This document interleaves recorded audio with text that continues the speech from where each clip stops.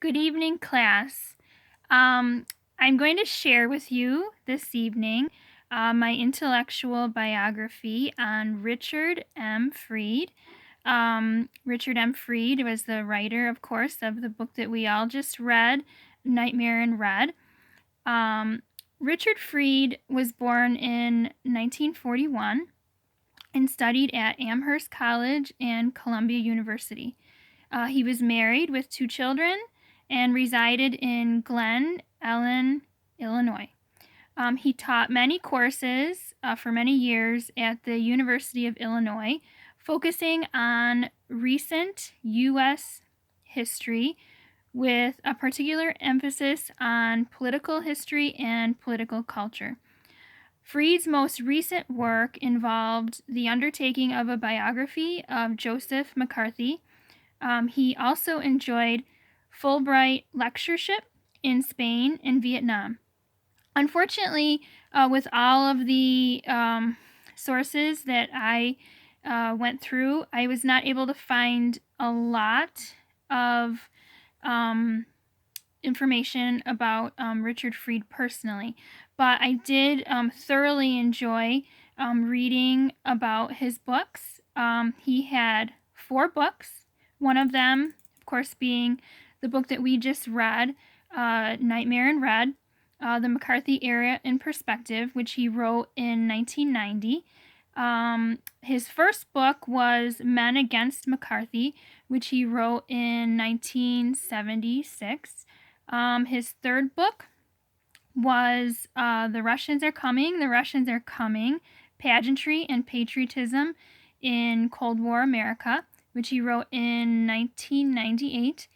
And last, The Man Everybody Knew, Bruce Barton, and the Making of Modern America, which he wrote in 2005. He did just retire in 2009. So I'm going to go through his books in order.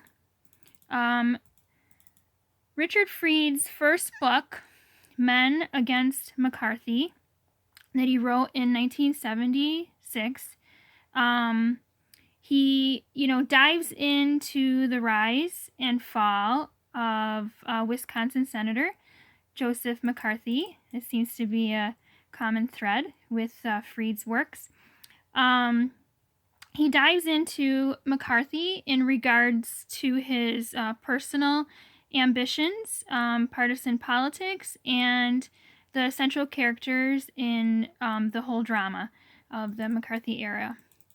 Freed highlights the way that McCarthy saw an issue that he felt would thrust him into prominence, which was anti-communism.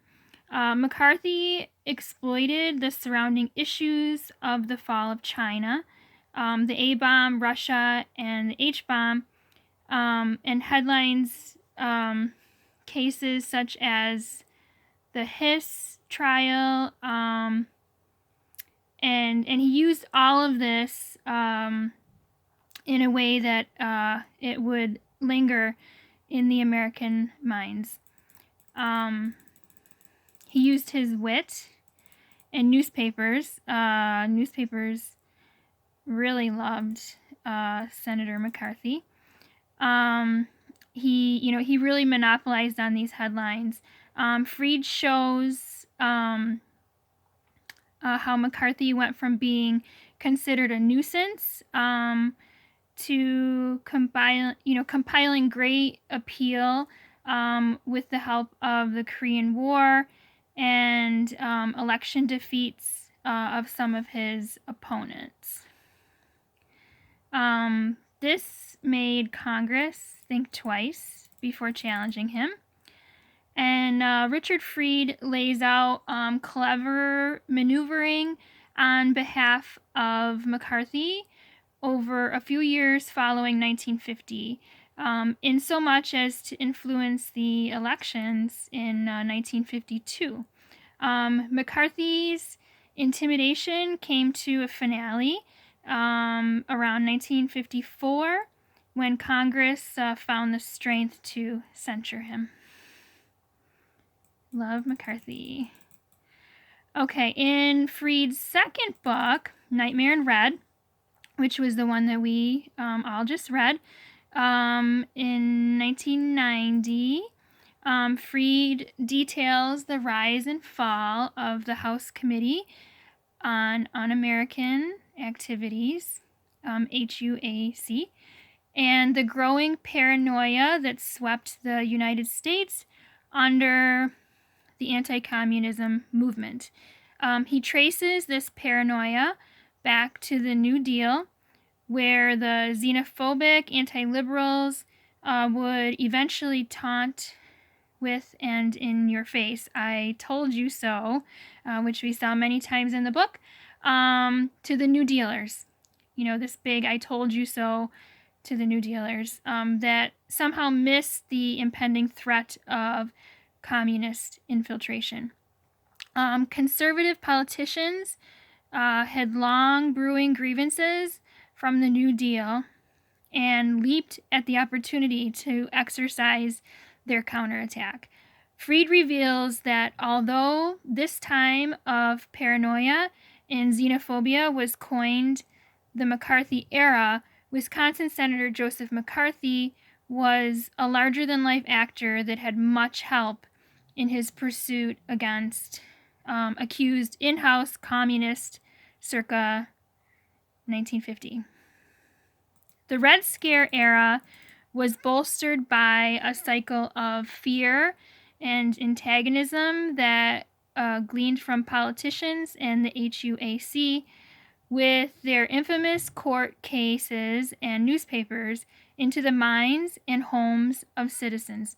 Anti-communism became a large part of American culture as it glossed sensational news headlines all through McCarthy's reign with the House Committee on Un-American Activities. McCarthy himself enjoyed many headlines, even so much that some reporters eventually aimed to not provoke him in hopes that he could remain out of the headline for a change.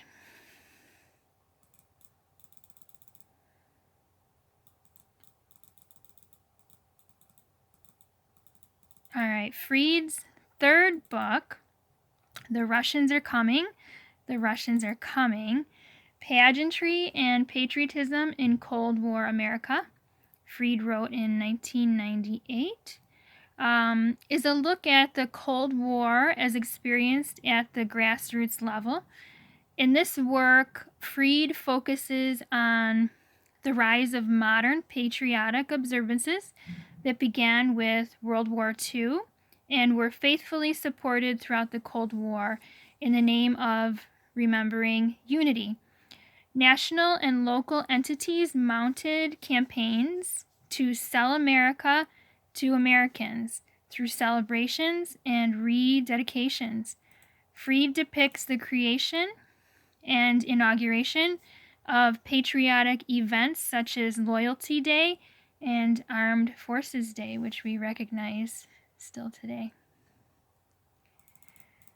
In Freed's fourth book, The Man Everybody Knew, Bruce Barton, and the Making of Modern America, Freed examines a larger-than-life American icon of the 1920s, Bruce Barton, and how he created a business mentality that grew to dominate American culture. Barton named Jesus as the founder of modern business, who picked up 12 men from the bottom ranks of business and conquered the world of business. Freed shares accomplishments of Barton, including that of being a good writer with famous endeavors. Most famously, he co-founded the advertising agency that became Bader, Barton, Durstein, and Osborne. Barton grew to symbolize Madison Avenue, all while making GM and GE household initials. We still recognize those today, of course. Among his writing accomplishments, Barton produced religious writings that included